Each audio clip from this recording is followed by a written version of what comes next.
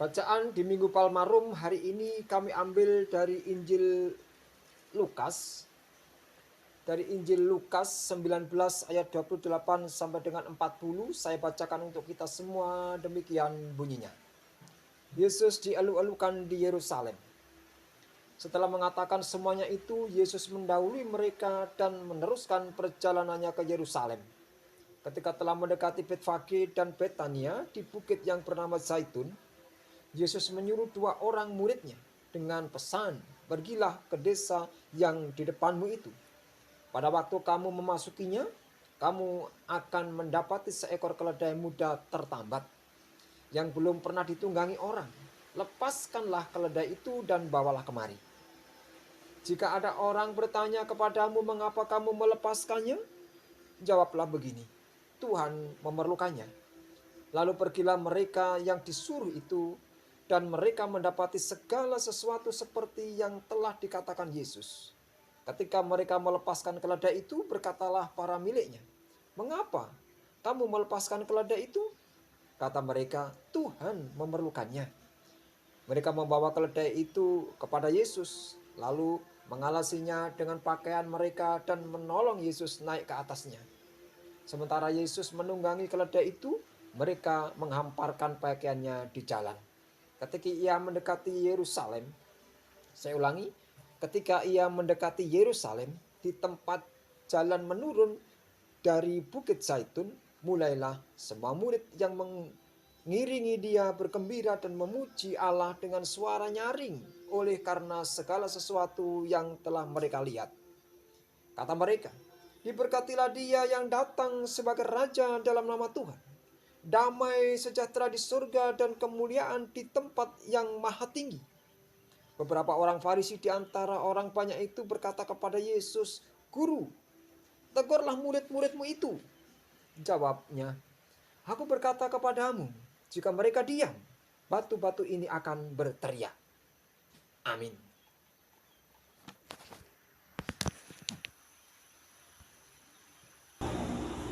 Boboten 2000 ngapunten Injil menika raosanipun kula asta mawi basa Indonesia. Ketimbang kula mangke keplecok jenengan boten mangertos kula nggih bingung. Tak boten lucu.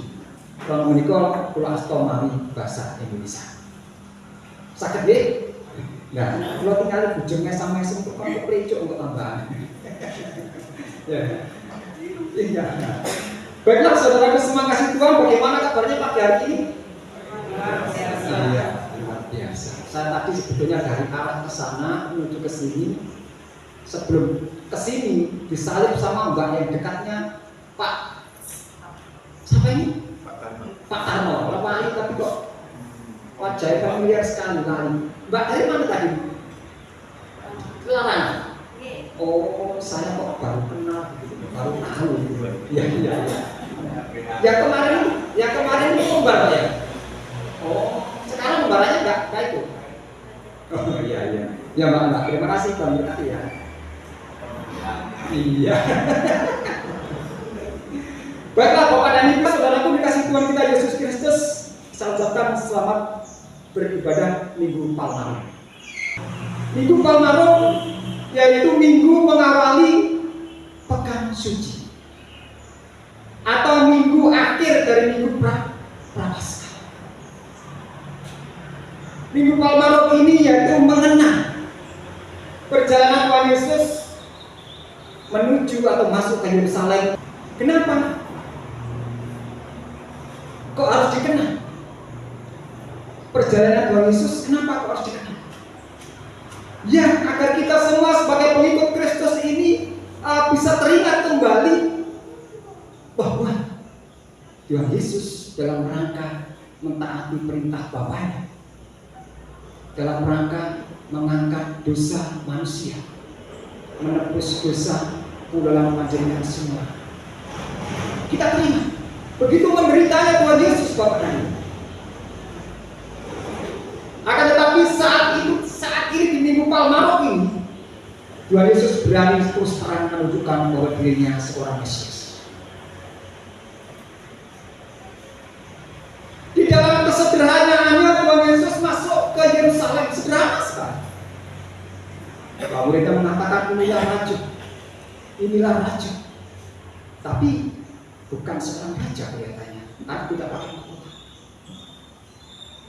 Kelihatan sederhana sekali Tuhan Yesus, tunggangannya pun keledai muda.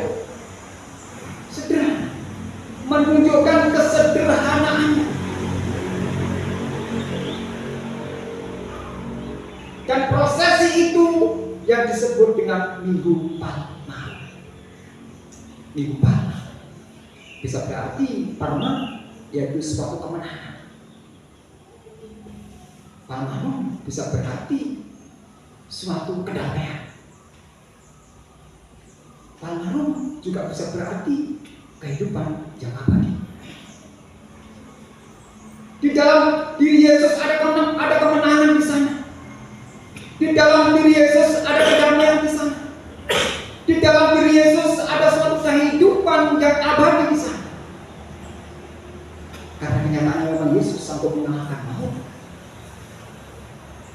Dan prosesi penderitaan Yesus itu perlu diperingati sepanjang masa. Setiap tahun ada daun-daun palma.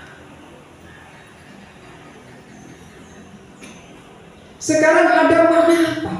Hikmahnya apa yang harus kita petik di Minggu Palma ini? Ada pelajaran yang luar biasa Bapak dan Ibu yang dikasih Tuhan kita Yesus Kristus. Prosesi di mana Yesus masuk ke Yerusalem dari lereng Bukit Zaitun. Perjalanannya yang tidak mudah. Yesus tahu Bapak dan Ibu bahwa ke Yerusalem dia bukan menemukan sesuatu hal yang baik. Ke Yerusalem Yesus akan menderita dan di sana akan memulai penderitaan. Dia tahu bahwa ke Yerusalem Tuhan Yesus akan disiksa. Yerusalem Tuhan Yesus akan ditangkap. Dan prosesi di minggu-minggu Prapaskah ini, akhir dari minggu Prapaskah disebut Minggu Palma. Dan setelah ini nanti kita akan masuk pekan suci. Senin, Selasa, Rabu. Masuk pekan suci. Masuk satu kesengsaraan penderitaan Yesus. Dan nanti ke Jumat Agung sampai ke bangkitan Paskah. Saudara yang dikasihi Tuhan kita Yesus Kristus, di sini kita diminta untuk bisa meneladani Yesus, taat kepada perintah Bapanya yang di surga. Karena dia berasal dari Bapa, dia harus taat kepada Bapanya. Dia anak Bapa, dia harus taat kepada Bapanya. Ini yang harus kita pegang. Kita memuja dan memuji Tuhan Yesus toh? Ya atau tidak? Bapak dan Ibu memuji dan memuja Tuhan Yesus? Iya. Kita semua percaya kepada Yesus? Iya toh? Kita juga disebut anak-anak Yesus? Iya. Oleh karena itu harus taat. Juga iso pacar menungso kok taat. Menungso sak dermo kok daging itu lah. Sing gawe ngrasani koncone ya apa kok taat. Iya, kita sama-sama menyadari memang kita lemah. Akan tetapi kita terus masih diberi kesempatan oleh Tuhan. Saat ini kita diingatkan dengan Minggu Palma ini, itulah penderitaan Yesus, itulah ketaatan Yesus yang harus kita taati. Karena di dalam Yesus ada kedamaian Bapak dan Ibu. Kalau kita ingin damai, kalau kita ingin bahagia, kalau kita kelak ingin hidup abadi, ya taatlah kepada Yesus. Ini yang penting. Harus kita bisa dan berani menyalipkan ini. Perasaan yang tidak pas dan tidak patut untuk dikatakan, tidak perbuatan yang tidak patut untuk dilakukan, stop, kita akhiri saja. Karena Yesus mampu mengakhiri kehidupannya demi saudara dan saya. Dan Yesus telah memenangkan semuanya itu juga demi saudara dan saya. Saudara yang dikasihi Tuhan kita Yesus Kristus, Tuhan Yesus telah membuktikan dia sebagai seorang raja yang benar-benar raja. Ketika orang diam para murid itu. Jangan terus berteriak dan mengeluh-ngeluh. Dan Yesus berkata apa? Kalau orang ini diam, batu ini akan berteriak. Nggak main-main. Ini membuktikan bahwa kuasa Tuhan luar biasa.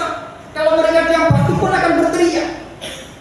Dan orang Farisi tidak membantah, berarti mengiyakan. Memang dia adalah raja. Memang dia adalah kuasa. Memang dia adalah sumber dari segala sumber kehidupan. Makanya begitu Yesus berkata, kalau orang ini diam, batu akan berteriak. Orang Farisi diam. Karena kenyataannya demikian. Oleh karena itu saudara kasih Tuhan, janganlah ragu-ragu. Kita terus mengenang minggu-minggu Palma, terus sampai ke pekan suci. Ada pelajaran yang luar biasa. Kita diingatkan kembali agar kita taat.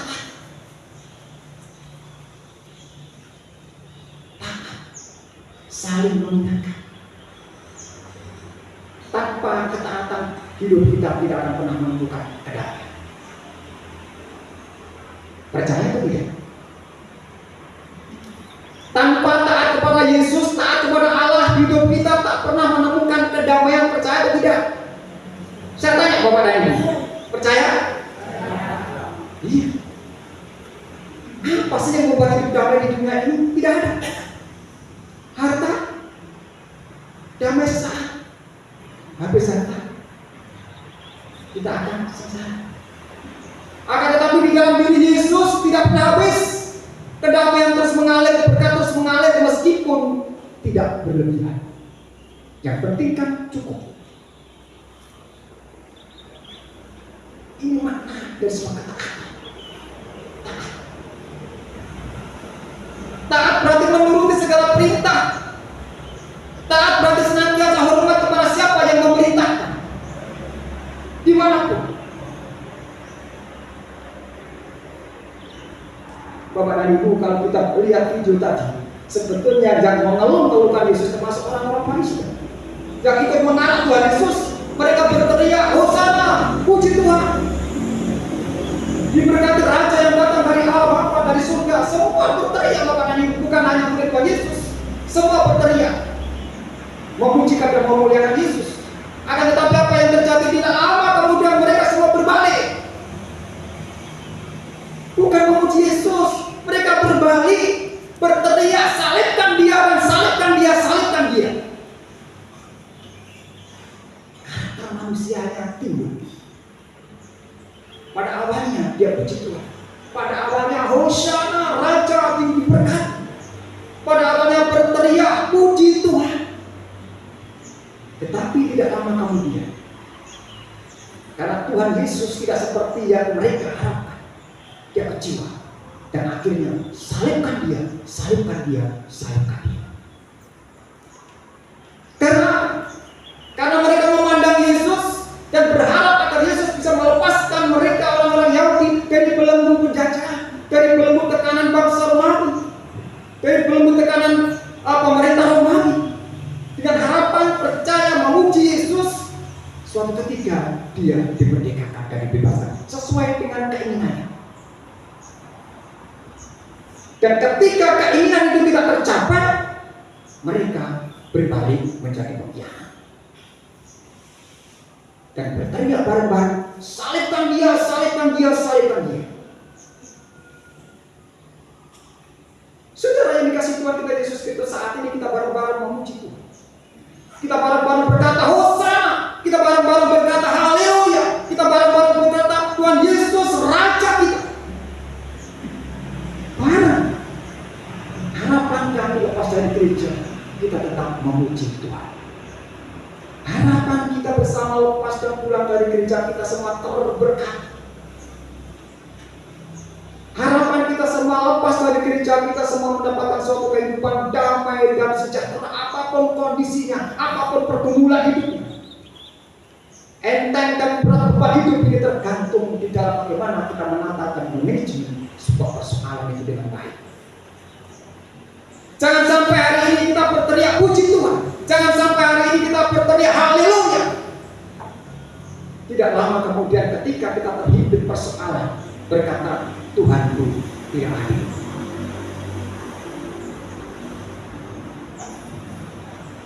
Hari ini Tuhan luar biasa, Yesus Kristus sang juru selamat. Akan tetapi ketika kita mentok pada suatu penyelesaian persoalan, kita harus berlaku anak. Itu tidak dapat. Inilah pentingnya Bapak mengingatkan kita kembali, memori kita dibuka kembali bahwa Yesus memang juru selamat. Susah, penderitaan luar biasa, dia harus melalui jalan via dolorosa dalam penderitaan, disiksa, disalib. Akan tetapi di dalam Yesus ada kemenangan. Bapak dan Ibu yakin dan percaya setiap persoalan ada jalan keluarnya? Percaya? Kalau kita sudah yakin dan percaya bahwa setiap pergumulan hidup kita, setiap persoalan hidup kita ada jalan keluarnya, tentu bijaksana dalam menyikapi semuanya. Minggu Palmarum ini kesempatan bagi kita bareng-bareng. Minggu Palmarum ini kesempatan bagi kita bersama-sama mengingat cerita Yesus, mengingat penderitaan Yesus, karena makna dari Palmarum itu adalah kemenangan. Makna dari Palmarum itu adalah kedamaian. Makna dari Palmarum itu adalah hidup abadi. Kita sadari saudara kasih Tuhan, memang kita ini manusia penuh dengan dosa. Siapapun orangnya.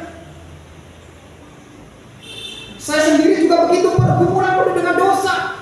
Akan tapi Yesus menjanjikan bahwa siapa yang percaya dan yakin mau datang kepada Yesus, dia ampuni dosanya. Karena Yesus datang, ingat Bapak dan Ibu, seringkali saya dalam renungan saya katakan Yesus datang untuk menyelamatkan dunia. Yesus menderita untuk menyelamatkan saudara dan saya.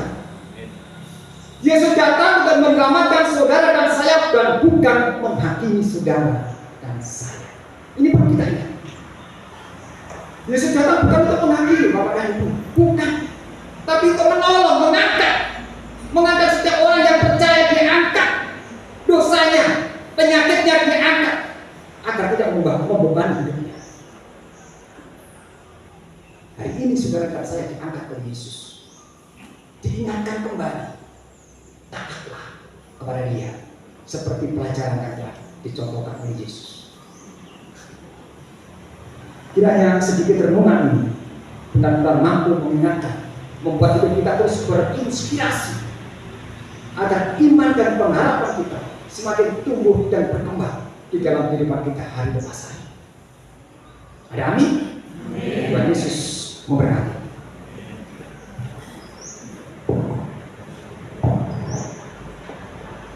Kita sama-sama mengambil saat itu.